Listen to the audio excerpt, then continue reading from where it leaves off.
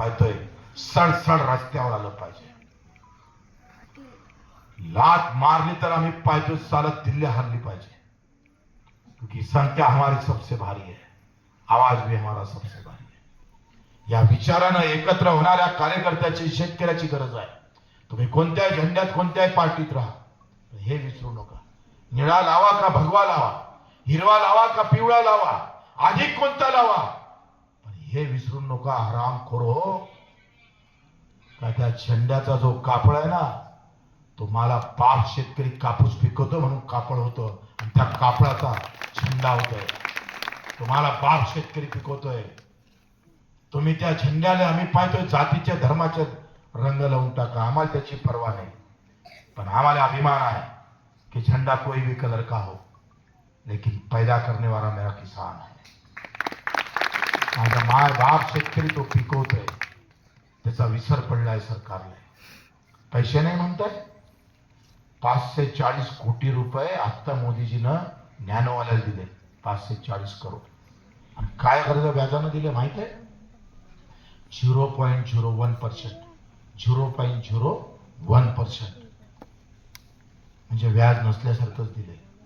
आणि तुम्ही बकऱ्या घ्या, 18%, 26% व्याज द्यावं लागतं. तुम्ही गाडी घ्या, ट्रॅक्टर घ्या, तुम्हाला व्याज आहे 18 ते 26%.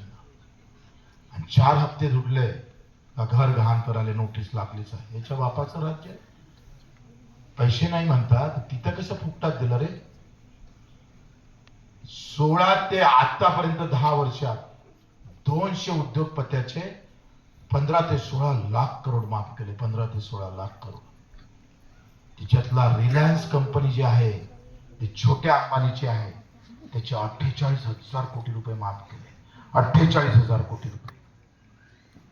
काहीच नाही. आमचा खासदार बोलत नाही, आमचे आमदार बोलत नाही, काही भाग नाही. आम्ही विचारत आहे काय बोलले का हो साहेब, आमच्याबद्दल काही बोलले का? मी विधानसभेत बोलत होतोय, आता पाळले मला लोकांना, मला त्याची काही पर्वा नाही. विधानसभेत जरी पोहोचला नसेल बच्चू कडू, तर या ग्रामसभेतून ते विधानसभा हलवल्याशिवाय राहणार नाही. एवढी ताकद आहे आमच्याकडे. तुम्ही जाती पाती धर्माच्या भानगडीत जरूर राहा, आम्हाला त्याची पर्वा नाही. हम गिर गए लेकिन उससे भी उथल कर बाहर आ गए. जो गिरता है, जो रुकता है वही गिरता है. हम कहाँ रुकने वाले हैं? हम तो चल पड़े पूरे महाराष्ट्र के अंदर. मित्र, मी जेव्हा विधानसभेत बोलत होतोय, मी घरकुलाचा प्रश्न मांडत होतो. अध्यक्ष महोदयाच्या वरती सत्यमेव जयते लिहिलं आहे. अध्यक्ष महोदयाला म्हटलं थोडं थांबा, हे फक्त तर थोडं बस 5-10-15 मिनिटं. लहान पुट्टे वांदे करून आले, त्याला सांगा त्याला वरते बसून येते इकडे स्टेजवर. आम्ही थकून जातोय. सकाळी 6-7-5 वाजतापासून निघालो. 5-6 सभा झाल्या, त्यात ते सेल्फी, फोटो, आणि ते स्वागत, त्याच्यात हार, आणि ते मोठे हार, मोठ्या शाली. जे नको वाटते तेच जास्त येतं. नशीब बरं वाटलं त्या प्रदीपनं पुस्तकं वाटली. थोडं डोकं ध्यानावर आहे, म्हणजे किमान लिहायच्या तरी काम येईल. आणि हार तुरे सगळे असले त्याचं खत होणार आहे. हा विचाराचा फरक आहे. ही विचाराची लढाई आहे. ही जातीभेद धर्मभेदाची, ही अर्थभेदाची लढाई आहे. ही पैशाची लढाई आहे. मी जेव्हा सभागृहात बोलत होतो, त्या अध्यक्ष महोदयाला म्हणत होते, अध्यक्ष महोदय, तुमच्या त्या डोक्याच्या वरती ना सत्यमेव जयते लिहिला. सत्यमेव जयते. हे सत्यमेव जयते फक्त लिहापुरतं आहे का अध्यक्ष महोदय? मी एका प्रश्नावरून त्या विधानसभेत त्यांना चिडलं. ते पंतप्रधान आवास योजना आहे ना, घरकुल योजना, माहिती आहे का तुम्हाला? पंतप्रधान आवास योजना आहे ना, ते पंतप्रधान आवास योजना केंद्रातून येतं. शहरात गेली ना तर 2.5 लाखाचं घर भेटतं, आणि गावात आली ना तर 1.25 लाखाचं भेटतं. शहरात मागेल त्याला घर भेटतं, आणि तुम्हाला रांगेत उभे राहा म्हणतं. मेल्यावर घर भेटतं. काही लोकांना मशानभूमीत बांधावं लागतं.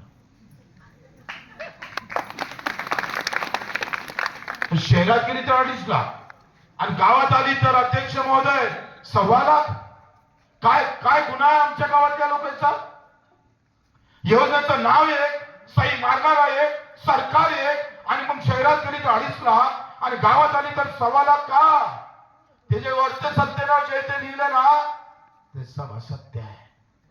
तुम सत्यमेव जयते लिहिने के लायक नहीं है.